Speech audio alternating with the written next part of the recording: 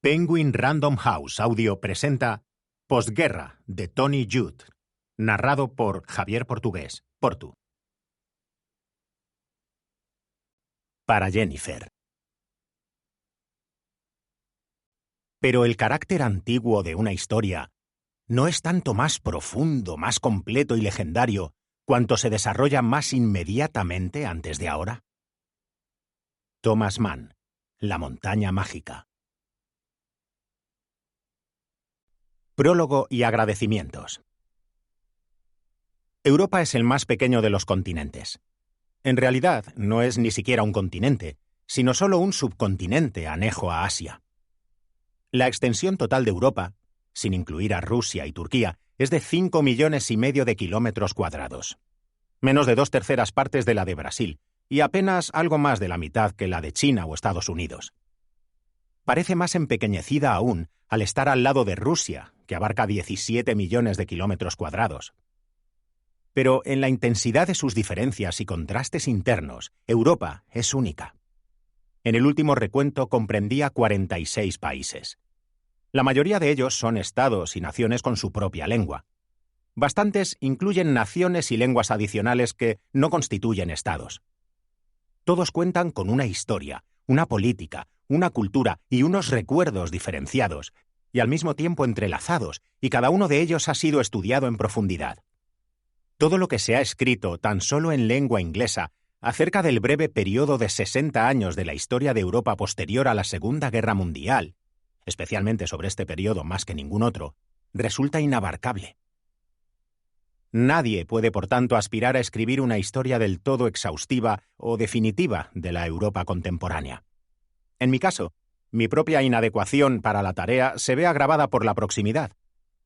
Nací poco después del final de la guerra y soy contemporáneo a la mayoría de los hechos descritos en este libro, por lo que recuerdo haber conocido, observado o incluso participado en gran parte de esta historia según se ha ido desarrollando. Si este hecho facilita o dificulta mi comprensión de la historia de la Europa de la posguerra, es algo que desconozco. Lo que sí sé es que a veces puede complicar bastante la tarea de encontrar el desapasionado distanciamiento del historiador. Este libro no ambiciona tamaño objetivo de imparcialidad. Sin renunciar, espero, a la objetividad y la justicia, Posguerra presenta una interpretación claramente personal del pasado reciente europeo.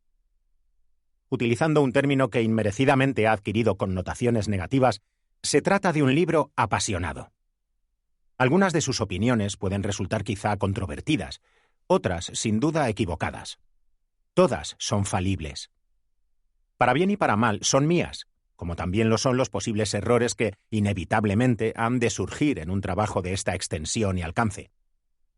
Pero si su número no es excesivo, y al menos algunos de los juicios y conclusiones de este libro son perdurables, se debe en gran medida a los muchos expertos y amigos en quienes he confiado durante el proceso de su investigación y redacción.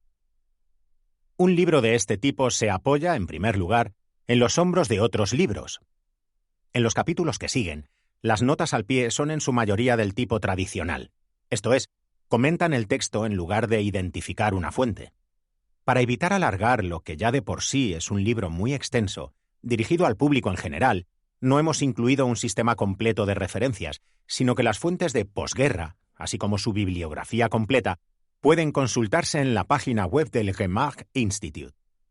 Entre las obras clásicas de la historia moderna que me han servido de inspiración y ejemplo, se incluyen La era de los extremos, de Eric Hobsbawm, Europe in the 20th Century, Europa en el siglo XX, de George Lichtheim, Historia de Inglaterra, 1914-1915, FCE 1989, de A.J.P. Taylor, y el reciente El pasado de una ilusión, Ensayo sobre la idea comunista en el siglo XX, FCE 1995, de François Fuguet.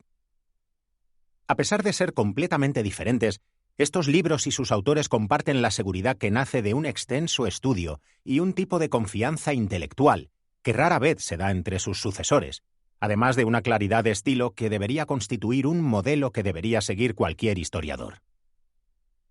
Entre los expertos de cuyas obras sobre la reciente historia europea he aprendido más, debo mencionar y expresar mi agradecimiento especialmente